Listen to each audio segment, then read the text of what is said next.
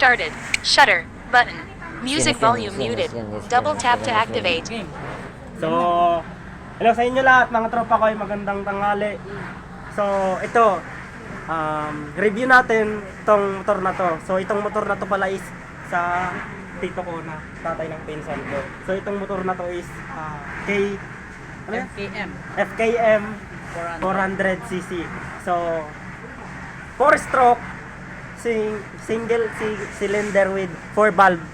So, camshaft, dual overhead camshaft with 4 valves, liquid cool, fuel injected.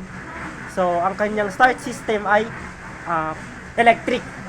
So, ito naman yung tawag dito is clutch. Clutch to mga tropa ko. So, ang kanyang speed ay 6-speed transmission siya at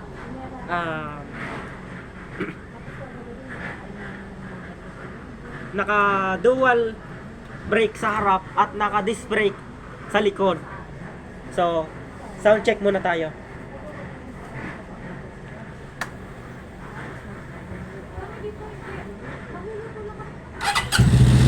So yan no, mga tropa ko no, mapapansin nyo, napakagandang andar.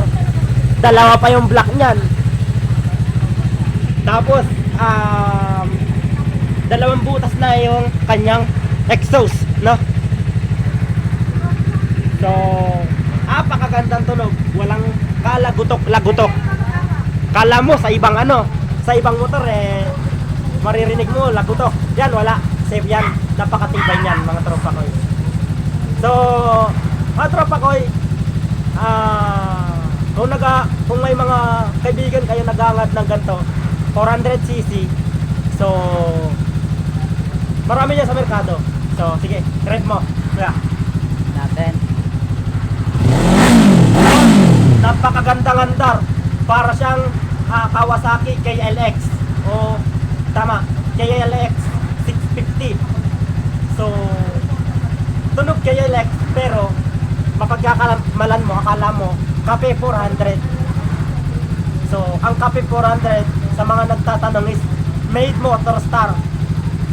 So, KMF 400 to. So, yun lang. Patay na natin. So, yan ang kagandahan sa isang 400cc. So, anong SRP niya? Kuya Dian? Ko alam eh. So, yun lamang mga tropa ko. Sa mga nagpapa-shoutout, yun lang. Maraming salamat. Thank you for watching. God bless.